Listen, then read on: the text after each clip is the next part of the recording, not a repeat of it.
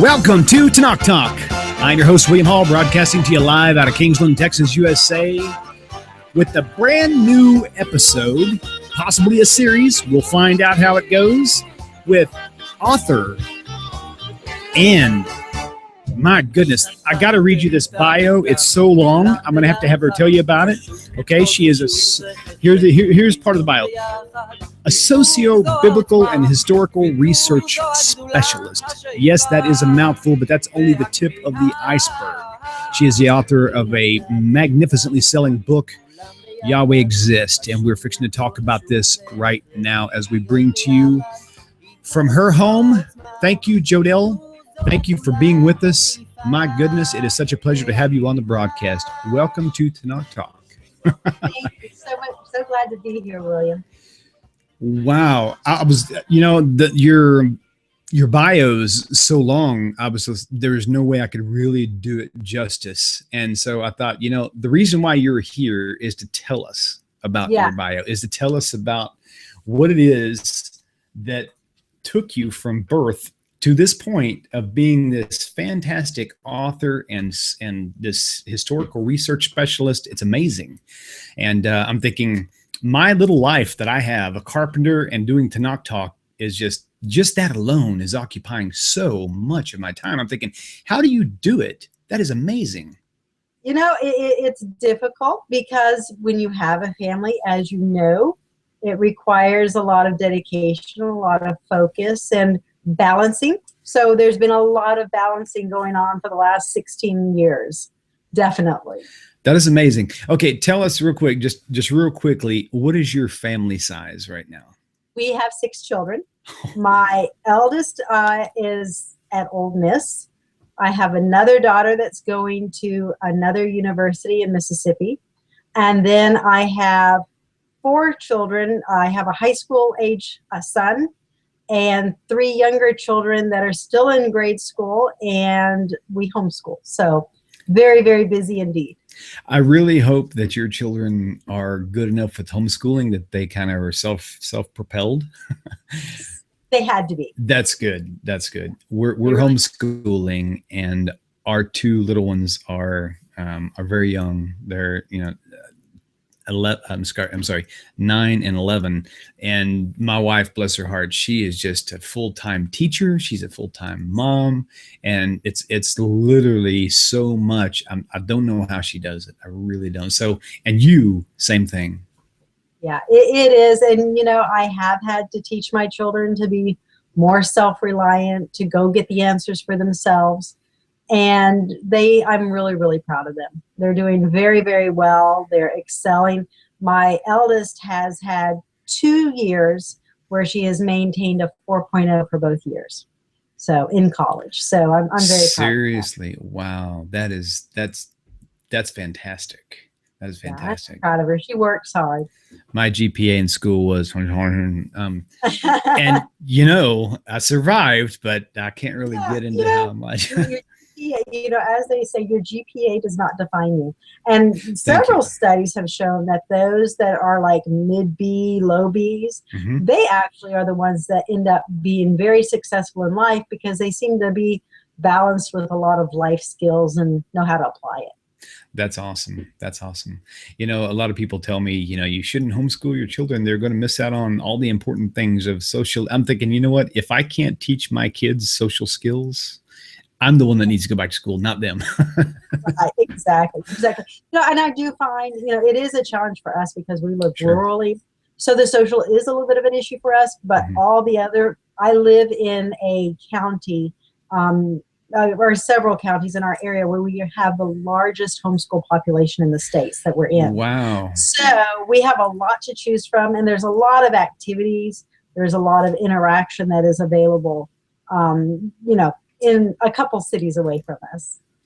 That's really great. I'm really happy for you. I'm very, very excited that the life that you live is something that I can be a part of.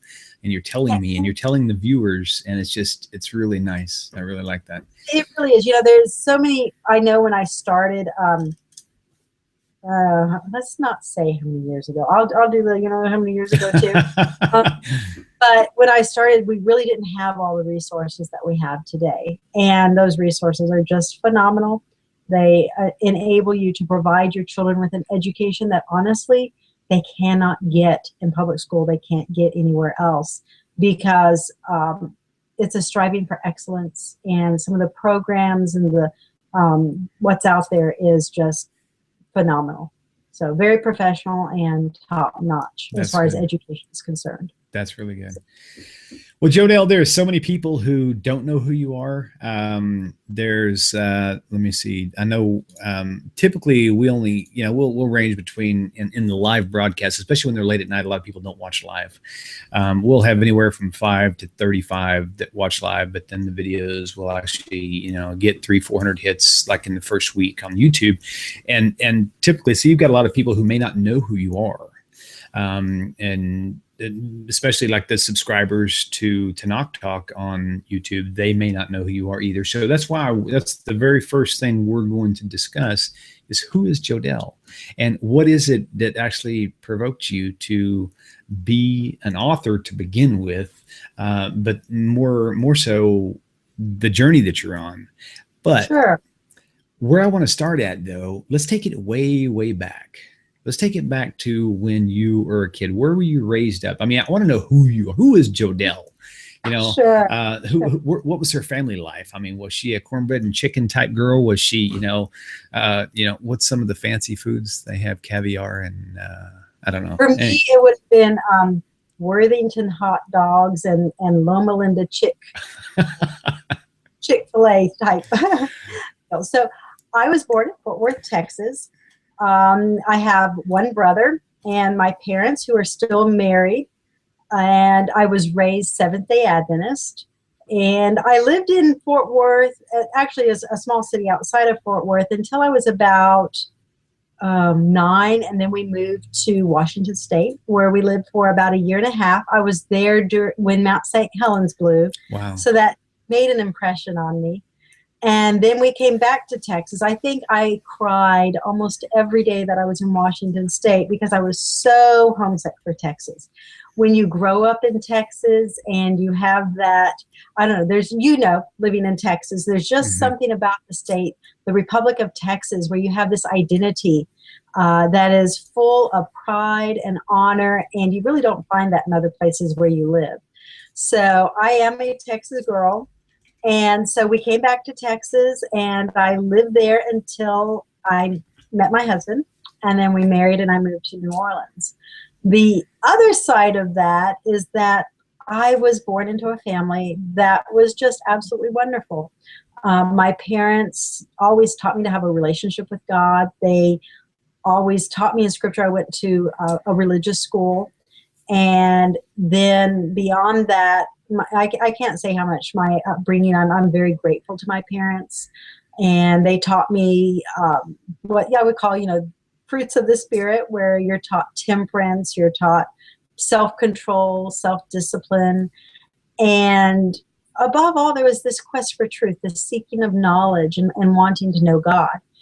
And for me, I think that's what settled with me. So as young as I can remember, I've always sought God. By the time I was 14, I had read the Bible through several times. I think about probably 4 or 5 times at least.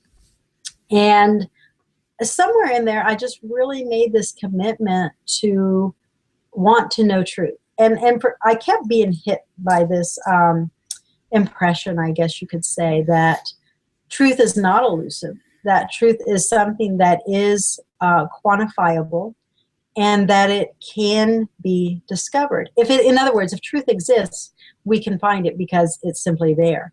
Mm-hmm. And I kept pushing that notion out of my mind. It was an earnest desire that I had. In fact, one of the major reasons that I married the man that I did is because he also had a desire to seek truth, and he was very supportive of that truth. So it was kind of a joint quest. So we married in, I think it was 93. I don't remember. Women aren't supposed to forget those things. But we married, and we ended up moving to New Orleans, the one place on earth I said I never wanted to live. And we have a couple businesses down here now. But our quest for truth, really continued through the 90s. And we began reading different books. And as we read those books, a couple of them really began to challenge my faith. It took me really to the core of, where Jeremiah says, "Behold, we've inherited lies of our forefathers." I really came to a point where I felt everything was a lie, and that I even questioned if there was absolutely no truth.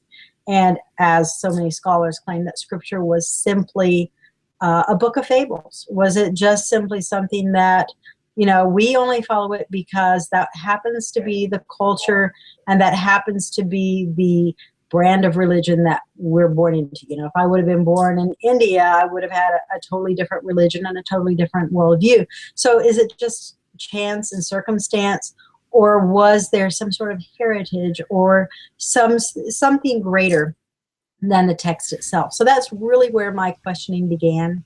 So I began a journey of discovery. I began intensive scholarship using the highest academic standards, and I intentionally chose scholars that were atheist. And I predominantly worked off of their work simply because I figured if my questions, if my quest could stand up to the formidable arguments that they present, the challenges that they present to the existence of God, the challenges that they present to the historicity of ancient Israel, if I could find valid answers, if I could find valid evidence, and enough evidence to quench my questions, that maybe truth would emerge from that study. And that is indeed what I found happened. And I found a truth that is so freeing. It is so full of liberty because it's logical, it's honest, it's ethical, and it's based on something outside of ourselves. And it's something that's beneficial to humanity. So my bibliography, I believe, is over 1,000 books. So yes, I read 1,000 books in the preparation of. That is amazing. I see a couple on your bookshelf behind you. We're going to be talking about later. Okay, that's really awesome. Yeah. Okay, question for you. Okay, as you were leaving your teenage years and you're up to this point where college might be in play, and now you've got this. At what point was the drive to actually start into the biblical and historical research specialist that you are? What pushed that to that point? Yeah, to where it really became accidental almost, because I originally started writing, and I thought I was writing a homeschool curriculum, something that I could share with my children, because there was really nothing out there that offered a truly biblical point of view. Everything was colored by some religious sect, and at one point or another, it departed from a textual base. So that was kind of the spurring behind my research. But as I got into it, I began studying 18 hours a day, reading book after book, or following different lines of research. And as I did that, I began to become, kind of a specialist with ancient Near Eastern covenants, which are so key to understanding the covenants that God has given to us in the Hebrew text. And people think that there's just, the covenant that he made with Abraham, or the covenant that he made with ancient Israel. There's actually something like 16 separate covenants in the Tenak, but because we don't take a very critical and a very detailed approach, we miss those specific covenants that really enlighten our understanding. So that spurred my research, and then it really went into other areas as well. Archaeology, I had to deal with a lot of excavation reports. I had to deal with different studies, with ancient Israel and comparative. And I had to take on scholars, the most outspoken scholar against the historicity and the validity of the scriptures as we have them, of the story and the narrative that the Tenak tells, is Israel Finkelstein. And he makes a lot of assumptions. And that was the other thing that I really discovered. As I got into my studies and my studies progressed, I really came to see that every single scholar out there has created a false paradigm. So, and I forget I'm a little fuzzy on this because I haven't dealt with it in a while, but in logic, there is a fallacy of logic where you create a false premise, and politicians do this all the time. You create a false premise, and then you disprove that false premise. Well, it's easy to disprove because it was false to begin with. And that's really what most of your scholars have done today, especially, again, Israel Finkelstein, where they create a false date for the Exodus. They create a false paradigm, and they make vast assumptions that are not advanced by the Hebrew text. And then they can easily disprove it through archaeology and through epigraphic seals and different things, because the information contradicts what they are looking for. But then when you go back to the scriptural text and you reconstruct Israel's history directly from the text without making assumptions and without being prejudiced, say, by what one scholar thinks or what one religion thinks, you actually find something that there is so much evidence for that it becomes difficult to deny. You can't deny the historicity because at every single juncture and every single point, there is evidence to back it up. And let me give you one example. Right now I am working on an academic article. It was supposed to have been published in March, but I'm running behind because I've been so busy with the response that I've had to the book, which has been wonderful. But one of the things that I'm looking at regarding Israel's chronology is the climatic changes that occurred in the Levant in relationship to the stories that we have in the Tenak, or the Old Testament, as some people call it. And what you find is that we have evidence of a famine in the days of Abraham, and it really went into the days of Isaac, and both narratives record the famine in both their days. Then we also have evidence of a famine under Joseph. And we think that the famine under Joseph was the most earth-shattering famine. It really wasn't, and that's simply because Egypt and Canaan, kind of that area, operated under a different climatic system where they were more dependent on the Nile, but it indeed did affect parts of Canaan. But the big famine, the famine that really kind of put all the others to shame and was just absolutely survival for the land of Canaan and into the Hittite territory. And it's questionable as to how far, into Turkey and Greece it went, but it's obvious that it went quite a ways into the territories, was the one that occurred during the days of Merneptah. And that famine essentially caused the downfall of the Hittite Empire. Well, we have record of this in the Judges and in the book of Ruth, of the famine where Elimelech migrated to Moab. We have evidence that at the same time Moab begins to exist as a political entity where it didn't at any other time before. So when Elimelech migrated, he was going to the city that's up and coming, going from, say, rural Ohio, say, to Pennsylvania or New York, something like that.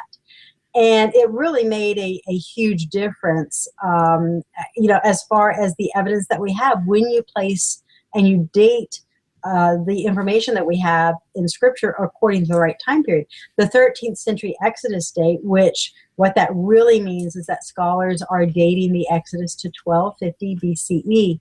When you put the Exodus there and then you try to find a famine whereby Elimelech or say the Moabites and the Amalekites would have raided Israel or any of that type of scenario, it's so far late. There's nothing to uphold it. There's no evidence to support it in any way.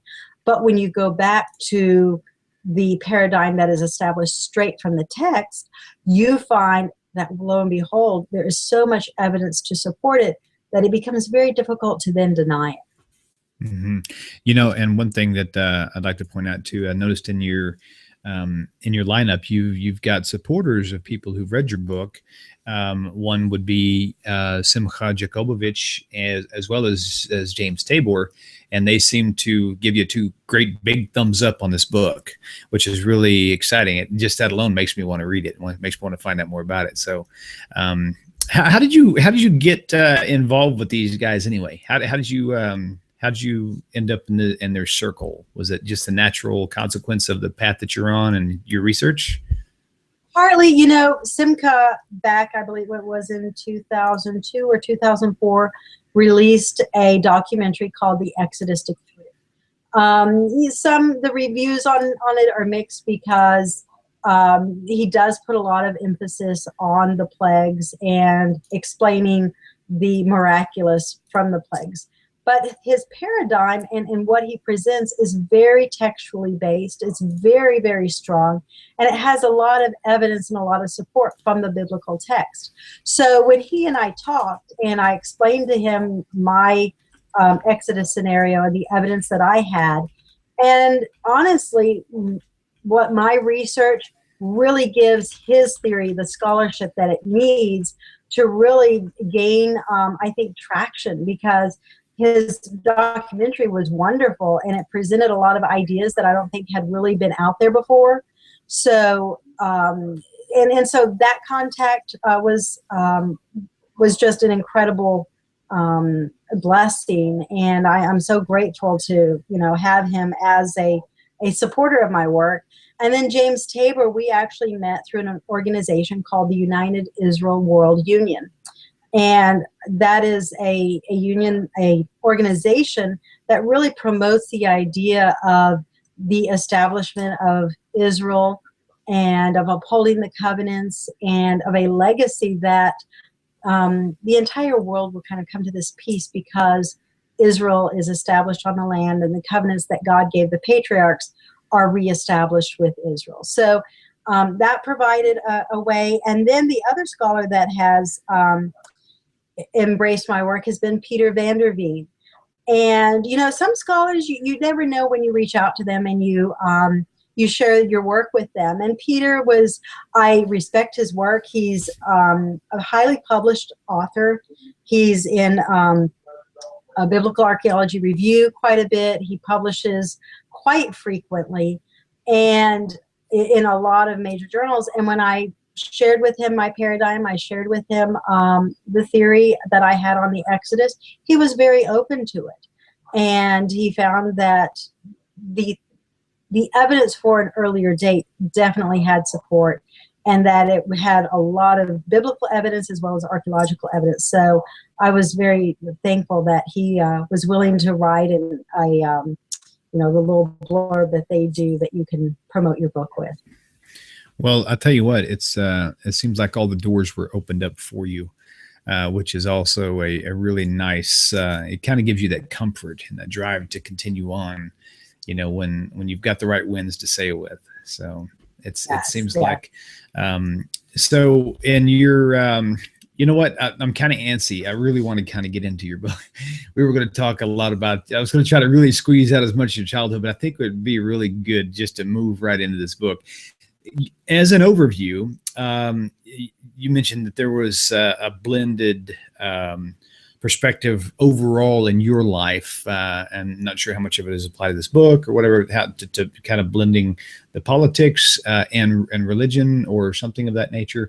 Is that influenced in your book in this setting? Well, what I discovered in my studies was that, and I think a lot of this has been because. Let me do two steps here. Okay.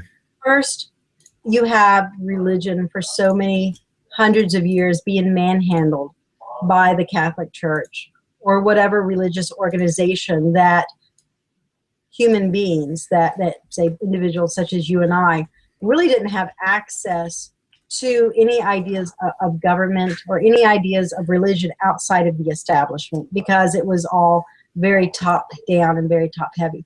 The other thing that we've had is that where religion is concerned, it's been very legislated, it's been very predetermined by government. or the absence of religion is determined by government. So we really have developed these two very arbitrary departments of religion in this department and government in this department. And what we're told in the Tanakh is that they're one and the same.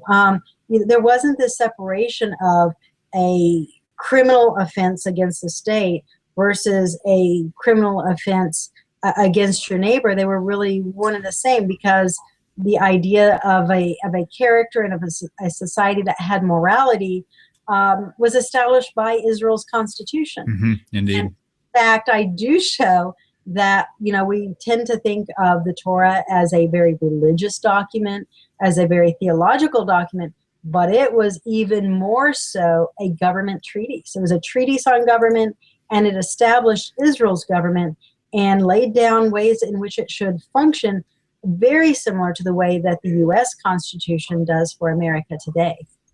It was funny you mentioned, well, it was more funny that I was thinking about it than it was the mentioning of it. But I got called in for jury duty one time, and this was just recently, probably about 8 months ago.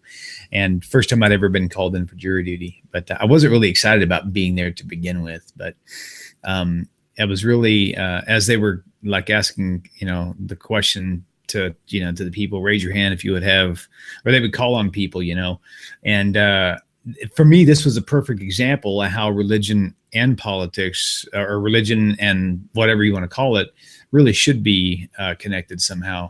Is they, one of the questions was, this guy apparently had stolen some stuff, and apparently he had 2 different times this supposedly happened, and they caught the guy.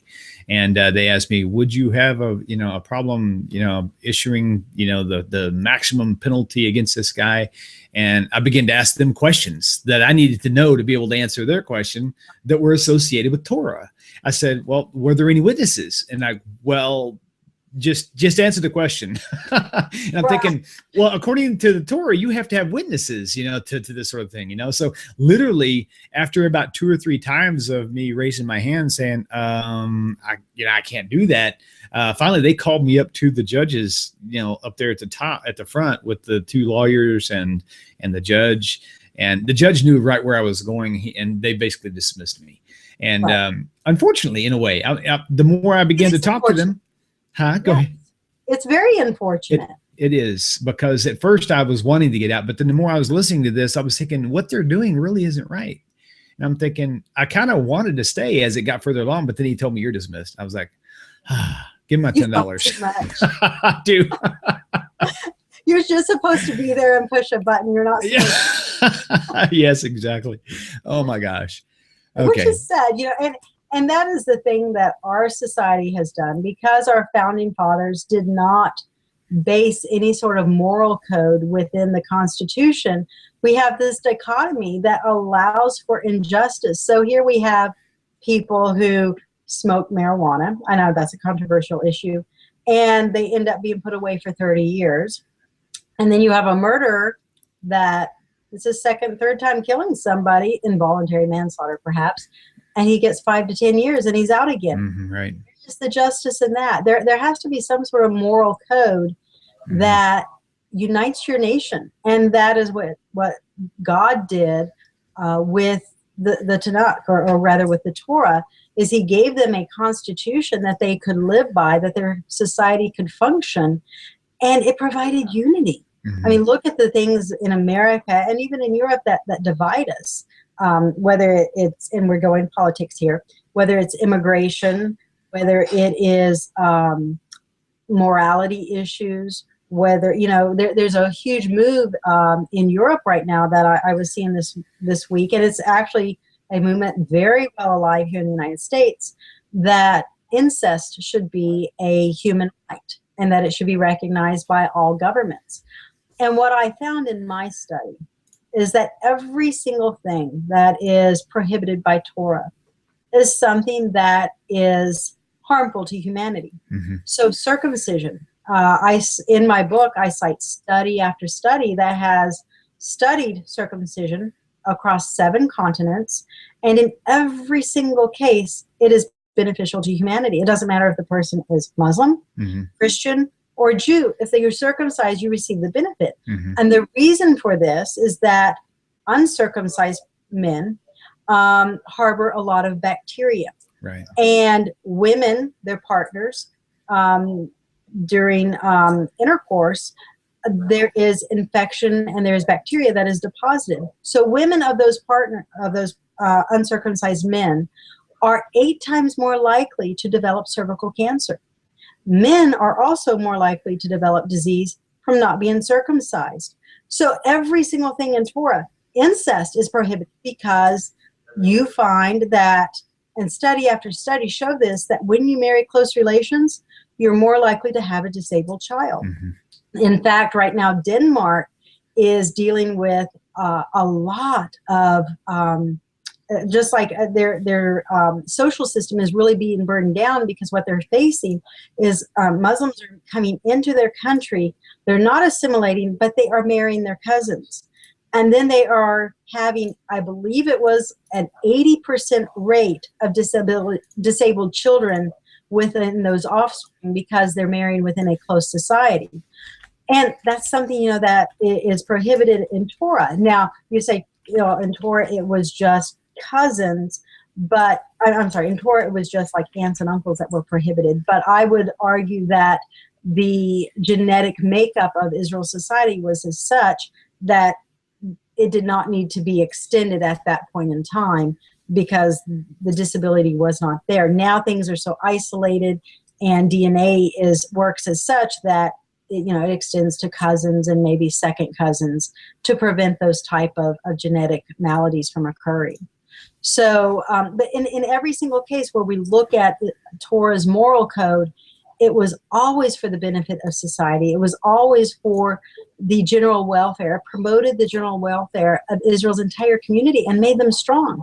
And when you are a nation that does not have disease because you eat right, which Torah bans pork and shellfish. And in my book, again, I show that the type of meats, the unclean meats, tahor meats that Torah prohibits, are those that in every single case are more toxic. They have more rates of parasites, they have more rates of bacterium, and they are more harmful to humans. Those that are allowed have the least toxicity. So there, in every single case, there's this correspondence to a benefit to humanity for the things that God taught Israel.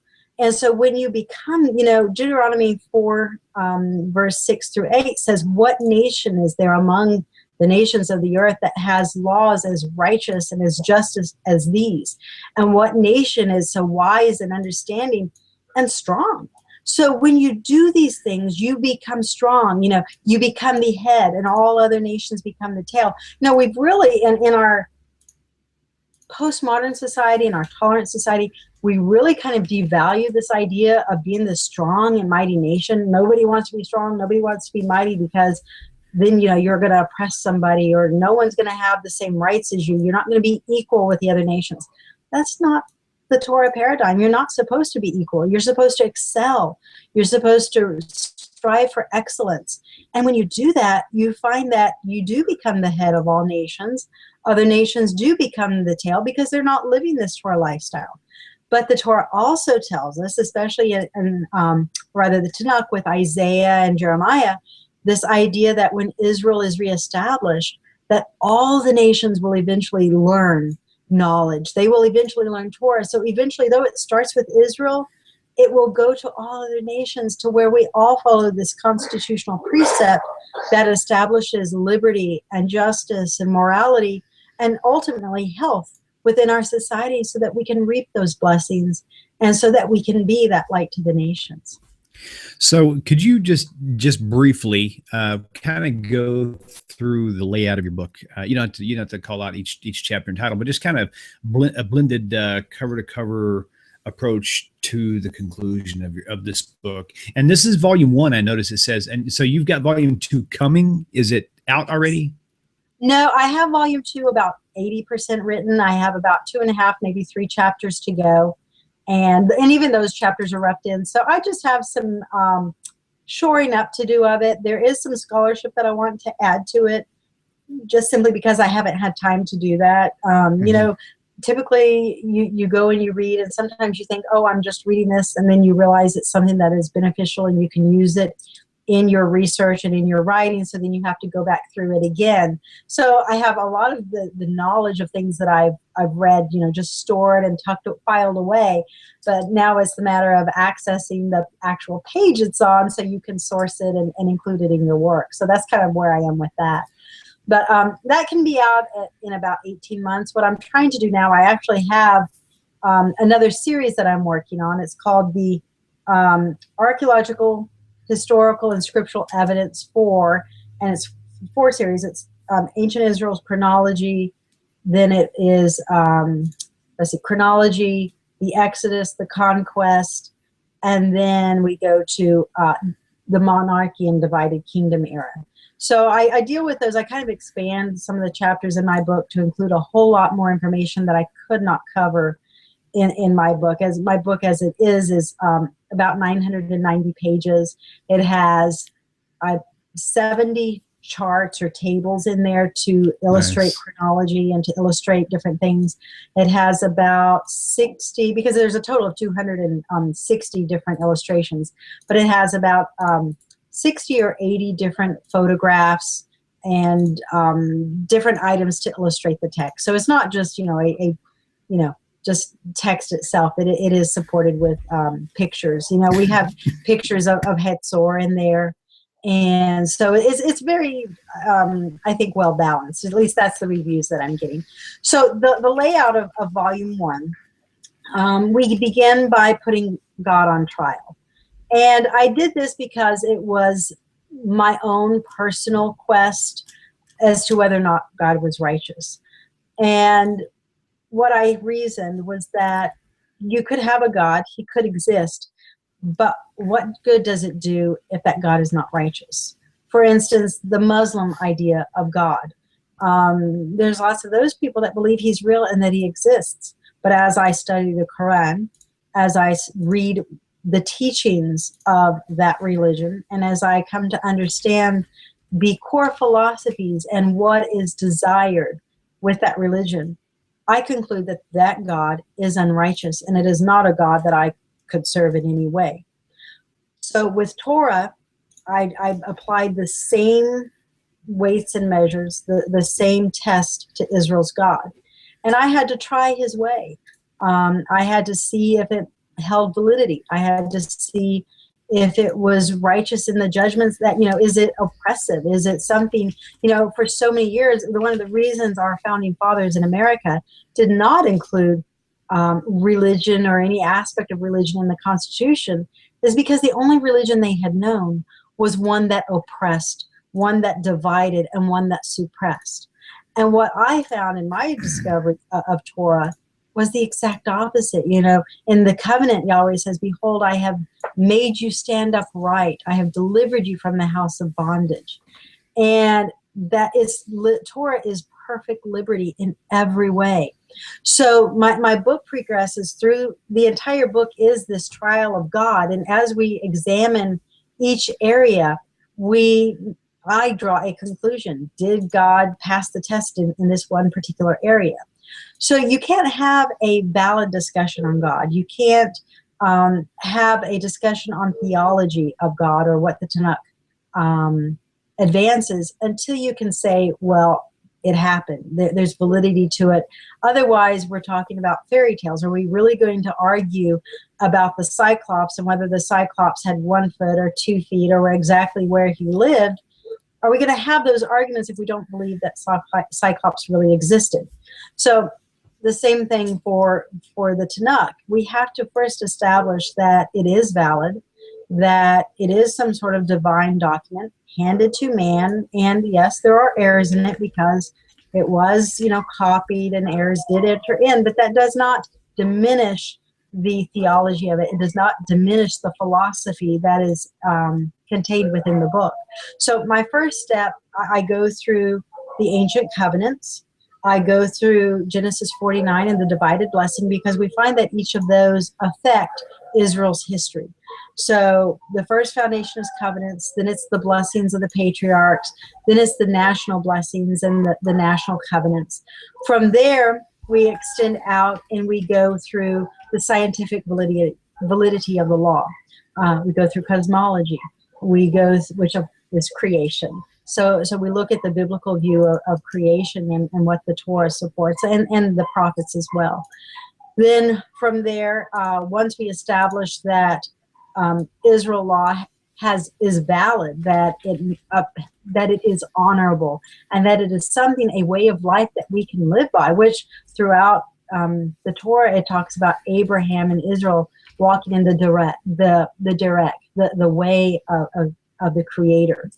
And as we establish that this way is valid, then we go and we look at the government. Well, what type of government and what type of morality within that government was established for the people of Israel to follow? And once that's established, then we can say, okay, what about historicity? So then we go through the historicity of chronology, because chronology is really a starting point. Then after you go through chronology, then you go through the Exodus, then the conquest, then the evidence for ancient Israel, which there is so much evidence for the nation of ancient Israel. And don't let any scholar tell you otherwise, because we have more evidence for Israel, ancient Israel, than what we do any other nation other than Egypt. And then from there, we go into the testimony.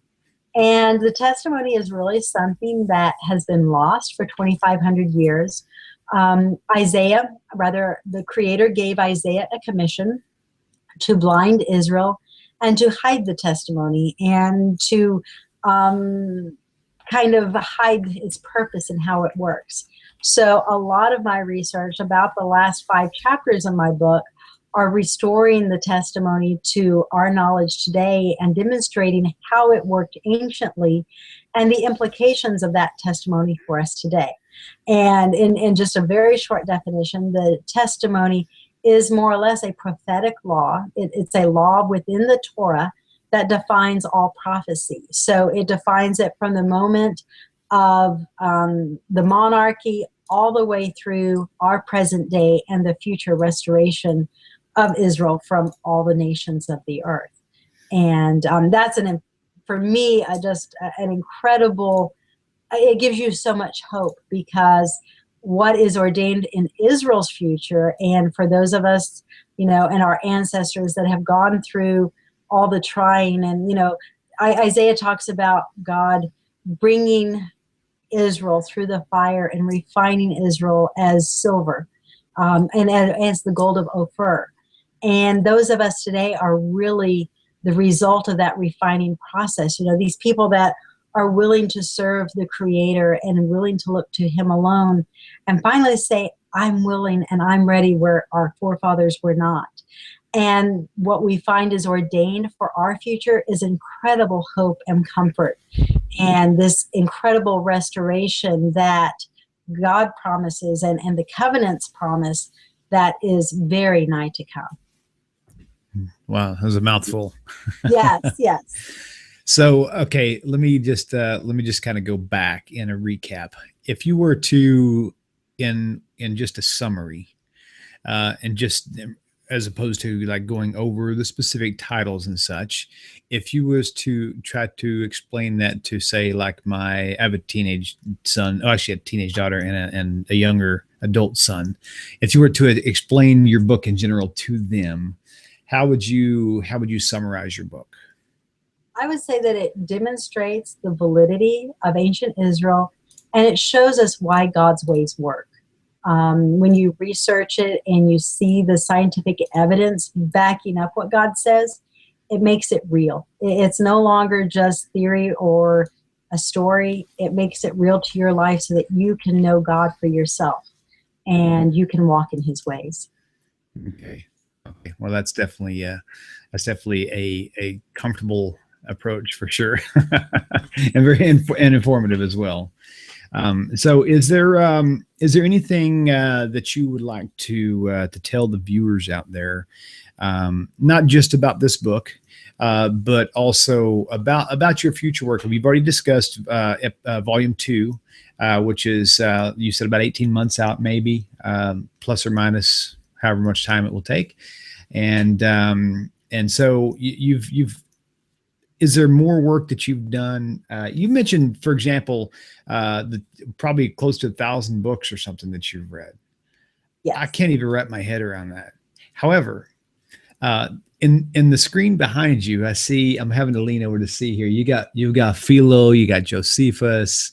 What is probably one of your favorite historical books that you've read so far? Okay, some of my favorite books. Okay, I'm gonna go pull some off the shelf here. Okay. Oh, perfect. Do that. That'd be great. Okay. Oh, see, I didn't even get to see up there. You've got the special zone up above the cloud line.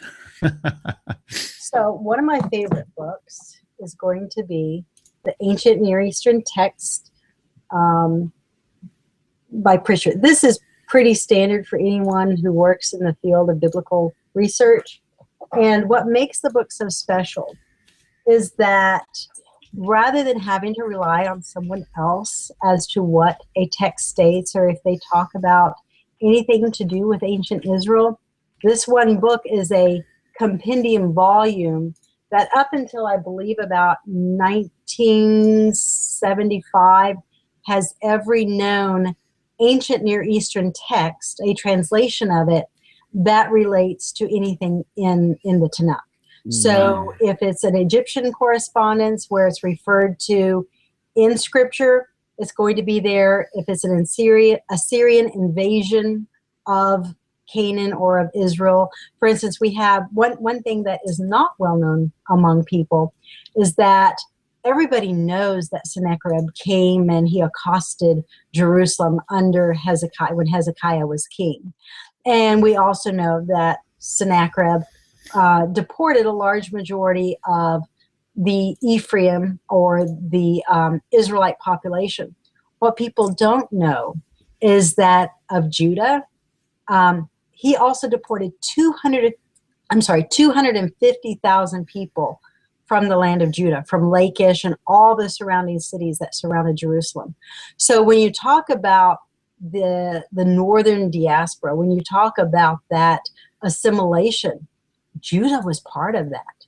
And Judah was deported very, very early, long before the majority of the citizens, long before the final destruction by Nebuchadnezzar. What is the name of that book? I'm going to put that up on the screen because it's very expensive.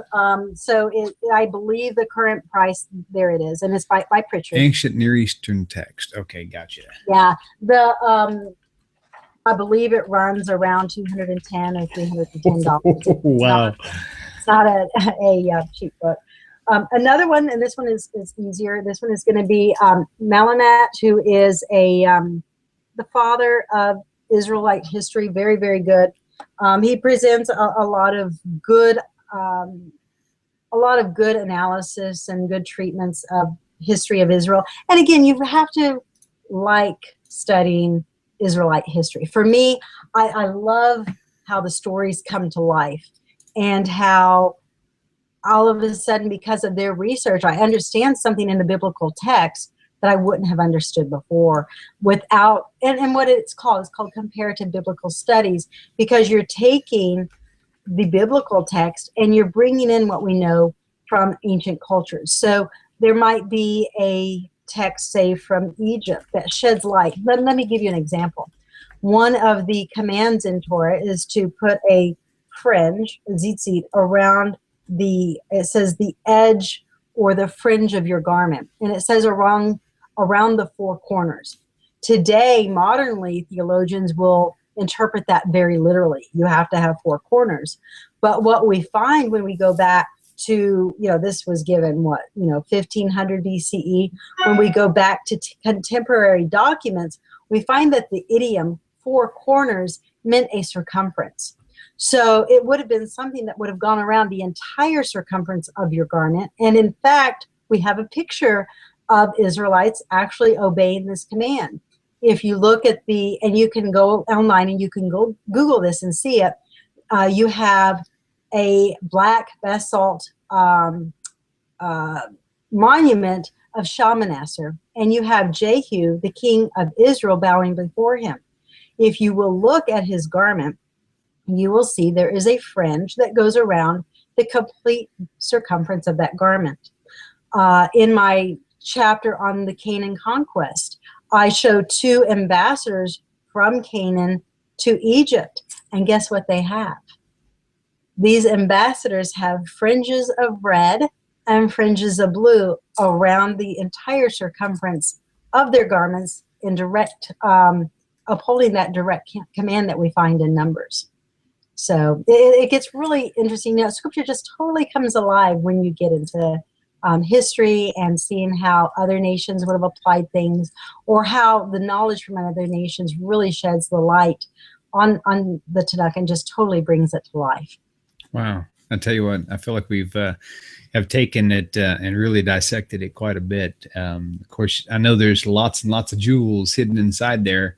It's 1,000 pages or something like that, and 900 and something pages. 990, and that includes all the charts. There are another 300 pages, because I believe it tops out at 1184 when you include the preface and the table of contents and stuff like that.